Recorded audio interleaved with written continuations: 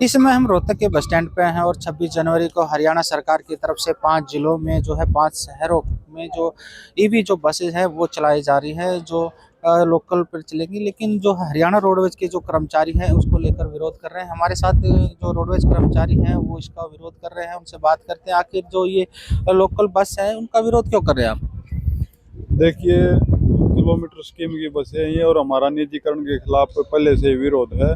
पहले भी जब किलोमीटर स्कीम की बस आई थी, जब भी हमारा विरोध था। हमारी मांग ये है, जनता की सुविधा के लिए हरियाणा रोडवेज की बसें लाई जाएं, जिससे सुविधा मिल सके। अब देखो, इसमें ये लोकल बसें लोकल मार्गों पर ये चल रही हैं, सिटी में और नजदीक के उसमें चल रही हैं। जब जब हमारे लॉन्ग रूट की बस पहले 26 रुपये किलोमीटर के हिसाब से चल रही है, उन्हीं में बचत नहीं आ पा रही, तो इसमें हम 62 रुपये इनको देकर सरकार इसमें क्या बचा पाएगी। ये एक निजीकरण के विरोध में केवल और केवल पूंजीपतियों को बढ़ावा देने का सरकार काम कर रही है। इसका हमारा पहले विरोध था, आगे विरोध जारी है, और इसके लिए हमें जो भी आंदोलन, अगर आगे और भी कड़क आंदोलन करना पड़ा तो उसके लिए हमारा साझा मोर्चा और हमारे कर्मचारी तैयार हैं। लेकिन आप लोग इस जो ईवी बस चला रहे हैं इससे कह रहे हैं कि प्रदूषण कम होगा और लोगों को ज़्यादा सुविधा मिलेगी। एसी है इसके अंदर, काफ़ी सुविधाएं हैं इसके अंदर और लोकल पे चलेंगी आप, लेकिन रोडवेज का जो कर्मचारी यूनियन है सांझा मोर्चा इसका विरोध क्यों कर रहे हैं? नहीं, हमारे जो रोडवेज का साझा मोर्चा है, रोडवेज का कर्मचारी है, प्रदूषण रहित मौसम ये हमने भी चाहिए, और हम इसके हक में हैं कि सभी इलेक्ट्रिक बसें हों और प्रदूषण ना हो। लेकिन हमारी मांग तो ये है नहीं, ये बसें सरकार की हों, किसी प्राइवेट मालिक की ना हो। प्रदूषण रहित बनाए सरकार, लेकिन ये सरकार खरीद करके चलाए। हमारी एक मुख्य मांग तो ये है।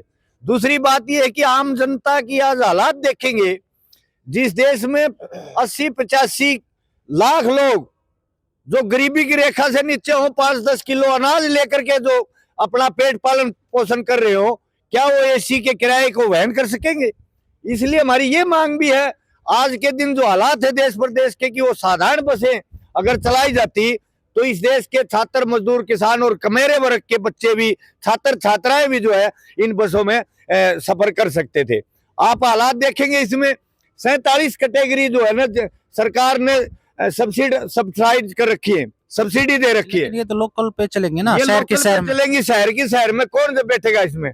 गांव से छात्र छात्रा आएंगे, यूनिवर्सिटी, कॉलेज, मेडिकल, उन्हीं ने तो जाना है, उनको इसमें बैठना अलाउ नहीं है। किसी भी रियायती दर पास का अलाउ नहीं है, तो फिर इसमें बैठेगा कौन? गरीब आदमी के पास इतने पैसे नहीं है। हमारे को ये समझ में नहीं आ रही कि ये बसें चलाई किसके लिए आखिर। जो बड़े पूंजीपति है, जिनके पास पैसे, उनके पास अपने साधन है, कार है, उसमें जाते हैं। तो हमें ये लगता है कि अंदेशा है कि रोडवेज में पूर्ण रूप से ये घाटे का सौदा रहेगा, और इसका घाटे का सौदा, इसकी जो सजा रोडवेज के कर्मचारी ने भुगतनी पड़ेगी। इसलिए हम इसका विरोध कर रहे हैं और मांग करते हैं कि ये प्राइवेट बसों की बजाय सरकार खरीदे। अगर जनता को बढ़िया सुविधा देना भी चाहती है, एसी बस की देना चाहती है, हम उसका विरोध नहीं है। हम कहना ये चाहते हैं, सरकार रोडवेज के बेड़े में लाए, और उस पर जो अगर 10,000 बस लेके आती है सरकार, तो 60,000 बेरोजगारों को रोजगार भी मिलेगा। इस कंपनी के लोग हैं, कौन इसको चलाएगा? कुर्सी कंपनी है। अब आज तक कोई पॉलिसी जो है ना उजागर नहीं की रही सरकार ने। नहीं तो ये ट्रांसपोर्ट का जो महकमा है, फैक्ट्री एक्ट के तहत, इसमें कोई भी बदलाव करती है सरकार तो एक पॉलिसी लेके आती है, तो पब्लिश करनी होती है, जनता के व्यू लेने होते हैं उसमें। इसमें हमारे पास कोई ऐसी पॉलिसी हमने देखी नहीं, और इस पॉलिसी से रोडवेज के कर्मचारियों का विरोध है और मांग करते हैं कि रोडवेज के बेड़े में सरकारी बसें आए। धन्यवाद। इसमें जो पैसा है जो क्या हरियाणा सरकार के खजाने में जाएगा या कंपनी के खजाने? इसमें अभी तक जितनी भी इलेक्ट्रॉनिक जो बसें आई है प्रदेश के अंदर है, कोई हरियाणा प्रदेश का खजाना में पैसा नहीं जाता। ये हमारा ही कर्मचारी है कि हमारा समझ में नहीं आ लिया। 63 रुपये किलोमीटर के हिसाब से ये ठेके में दे रखी है। हमारा एक परिचालक होगा, उसने हमारी टिकट होंगी, वो जमाखित होगा पैसा, अभी तक ना तो उसका पता जमाखित होगा पैसा। इसमें ऐसा सिस्टम है, इस प्रदेश सरकार ने ऐसा लगा दिया। इसमें एक जो एक साथी ने जो पहले बताया था, एक इस प्रदेश की जो जनता थी, जो 80-85 लाख 90 लाख कर्मचारी जनता आज पीले कार्ड पे, यानी कि 1 लाख जो इनकी 1.5 लाख की जो पॉलिसी है उससे नीचे की 1,80,000 का। 1,80,000 से नीचे आती है। तो इसमें एसी गाड़ियों में चलने के लिए इस प्रदेश की जनता की, जो आम जनता के जो प्रदेश की सरकार जो करना चाह रही है, उसका तो हमारा तो गला उतरती नहीं। इस प्रदेश की सरकार का कैसे बढ़ोतरी है, या तो हमारी जो रोडवेज के जो यूनियन है उनसे बतला करके हो। अभी तक इस पॉलिसी का ही नहीं पता, हमने जैसे ही पूछो तो। अभी कह रहे हैं कि भाई अभी 5 हैं ट्रायल के रूम में हैं और इसके बाद 50 बसें आएंगी, लोकल पर स्तर पर चलेंगी और इनका अलग से बस स्टैंड होगा, अलग से नियंत्रण होगा, सारा अलग होगा। पहले सरकार ने मंथन कराया था, हमारे बस स्टैंड पे पार्क बहुत अच्छा था, उसमें लगभग 100-150 वृक्ष भी थे, वे भी कटवाए गए और वहाँ का जगह छोड़कर ये वर्कशॉप के अंदर स्टेशन लगाया गया। चार्जिंग भी मारी होगी, बिल भी मारा, ट्रांसफर भी मारा, कंडक्टर भी मारा। तो इससे ये बताओ ना जनता को क्या बेनिफिट होगा? सारा सरकार का पैसा लगाकर और मालिक के पास बेचना चाहती है सरकार। तो हमारा साझा मोर्चा इसके खिलाफ है और ये हम बर्दाश्त नहीं करेंगे। यदि सरकार हमारी समय रहते हुए बात नहीं सुनी तो हम बड़े आंदोलन पर मजबूर हो जाएंगे। लेकिन जो सरकार लगातार ये जो बसें चला रही है और आप लोग इसका विरोध कर रहे हैं, तो जो विरोध है वो तो जनता कह रही है कि भाई सुविधाएं मिलेंगी, जनता तो इसी तरह नाराज नहीं है, लेकिन रोडवेज का कर्मचारी है क्यों नाराज? देखिए पता नहीं कहाँ से है ये जनता नाराज नहीं है। हमने पिछले दिनों ये जो किलोमीटर स्कीम की बसें आई 18 दिन हड़ताल करी, पूरे गांव की पंचायतें जनता हमारा 18 दिन यहाँ समर्थन में करने आई और जनता जो मांग करती है, रोजाना पंचायतों के रेजुलेशन पड़े हैं अधिकारियों के पास कि हमारे गांव में बस आनी चाहिए, ऑर्डिनरी बस होगी, इस बस की कीमत में 4-5 बसें आएंगी तो आम जनता को सुविधा। आप लोगों का क्या अगर ऐसी है जो बसें आएंगी तो निजीकरण होगा रोडवेज का, और ये निश्चित तौर पर अगर ऐसे ये बसें आती की 500 बसें आएंगी तो निजीकरण संभव है रोडवेज का।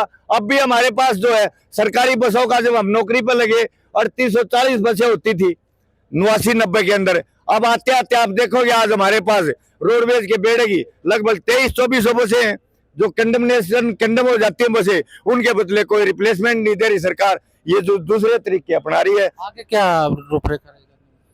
देखिए अगर जो आज हम ये प्रदर्शन कर रहे हैं, अगर इसके सरकार कोई इसको गंभीर नहीं होती तो इसके आगे हम मीटिंग जल्दी साझा मोर्चा मीटिंग करके आगे और तेज आंदोलन है उग्र आंदोलन करते हुए फैसला। बिल्कुल, हरियाणा सरकार तो भले ही जो है ईवी बसों के जरिए जो जनता को सौगात दे रहे हैं, लेकिन जो रोडवेज का जो कर्मचारी यूनियन है वो इसका विरोध कर रहे हैं। उनका कहना है कि इस तरह की जो बसें चलाने से जो है रोडवेज का निजीकरण होगा और जो अभी सिर्फ 5 जो ट्रायल बेसिस पे 5 जिलों में चलाई जा रही है, इसके बाद जो है 50 जो मंगाई जाएंगी, 500-600 और बसें आएंगी और इनका संचालन एक निजी कंपनी करेगी। अब देखना होगा कि हरियाणा सरकार रोडवेज कर्मचारियों की जो मांग है वो पूरी करती है कि नहीं करती, और इनका इस सिर्फ सरकार को ये चेतावनी, अगर इस सरकार ने उनकी ये जो निजीकरण की पॉलिसी बंद नहीं की तो एक बड़ा आंदोलन वो करने को तैयार हैं। मेरा नाम सुमेर सिवाज, साझा मोर्चा वरिष्ठ सदस्य। आज किस लिए ये प्रोटेस्ट है? आज साझा मोर्चा के आह्वान पर 5 डिपो में जो सरकार का फैसला है कि ये जो इलेक्ट्रिक बस चलाएगी, ये प्राइवेट कंपनी की बसें हैं और बहुत महंगी बसें हैं और आम जनता का नाम सुविधा के नाम से शहरों में चलाने का जो बात कर रही है सरकार, मेरे ये समझ में नहीं आ रही। लगभग 180 करोड़ के लगभग जनता देश में है और उसमें से गरीबी की रेखा से नीचे के जो लोग 5 किलो अनाज लेकर के गुजारा करते हैं वो इस एसी बसों में कैसे सफ़र करेंगे। हमारी मांग है कि एसी बस भी अगर सरकार चलाए तो रोडवेज के बेड़े में शामिल करे, उसकी सुविधा जनता को दे सकती है। हमारा कोई विरोध नहीं है इसका, लेकिन हम कहना ये चाहते हैं कि आज रोडवेज में लगभग साधारण बसों की ज़्यादा ज़रूरत है। गांव में से छात्र छात्राएं, स्टूडेंट, गरीब किसान मजदूर का बेटा बेटी शहर में काम के लिए आता है, पढ़ने के लिए आता है, तो उनको सुविधा नहीं मिल रही। तो हमारी मांग तो ये है कि सरकार निजीकरण ना करे, रोडवेज के बेड़े में सरकारी बसें शामिल करे। बल्कि हम तो ये कहते हैं आज जनसंख्या के आधार पर रोडवेज के बेड़े में 10,000 बसों की जरूरत है और 10,000 बसें अगर रोडवेज में शामिल करती है सरकार तो 60,000 बेरोजगारों को रोजगार मिलता है, सरकार की वाई होगी और जनता को बेहतर सुविधा मिलेगी। लेकिन सरकार उससे पीछे हट करके ये जो इस तरह की कंपनियों को लेकर के आ रही है, जो 62 रुपये 37 पैसे पर किलोमीटर के हिसाब से इसका खर्चा, और अभी तो ये नहीं पता कि इस कंपनी कौन है, ये किसकी कंपनी है, कोई पॉलिसी नहीं सरकार ने अभी तक जारी की और इसको चलाने वाली दूसरी कंपनी है। ये सुनने में आया कि सिर्फ हमारा परिचालक होगा, मैनुअल टिकटें भी जो है ना प्राइवेट कंपनी की होंगी। हमने पूछा इनकी इनकम कहाँ जमा होगी तो ये बता रहे हैं कि इनकी इनकम भी है कि HDFC बैंक में कोई साझा खाते के नाम से खाता खोला जाएगा और वो प्राइवेट कंपनी के लोग उस खाते में पैसे जमा कराएंगे।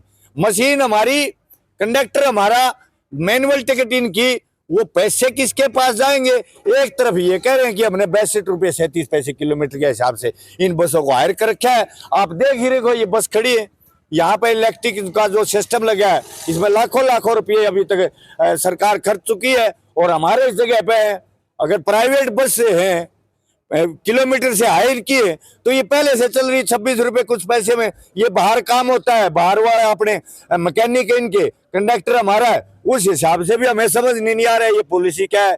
इसलिए मांग करते हैं कि ऐसी पॉलिसी जो जनता हित में ना हो, कर्मचारी हित में ना हो, इन पॉलिसियों को वापस ले सरकार, और सरकार रोडवेज के बेड़े में सरकारी बसें लेकर के आए जिसमें आम जनता को सुविधा मिले और रोजगार का स्वरूप मिले और जनता को हम मेहनत करके बेहतर सेवा रोडवेज का कर्मचारी जनता को दे सकें। कहने की सरकार निजीकरण की तरफ जा रही है। बिल्कुल निश्चित तौर पे हमने पहले भी ये जो किलोमीटर बस की हायर की थी 18 दिन हड़ताल करी, लेकिन सरकार ने कोर्ट में जो है इसकी शरण लेकर के कानूनी पेचीदा मामला इसको बना करके इसको लटकाए रखा। और तब हामी भरी थी सरकार ने भविष्य में कोई रोडवेज का निजीकरण नहीं करेंगे, उसमें पॉलिसी में है, लेकिन इसकी तो पॉलिसी भी नहीं बनाई ना पब्लिश की, हमें जानकारी नहीं इसकी, पता ही नहीं, किसी को भी नहीं पता। चल तो 4 डिपो 5 पहले से चल रही थी, 5 डिपो 26 तारीख को चलाएगी।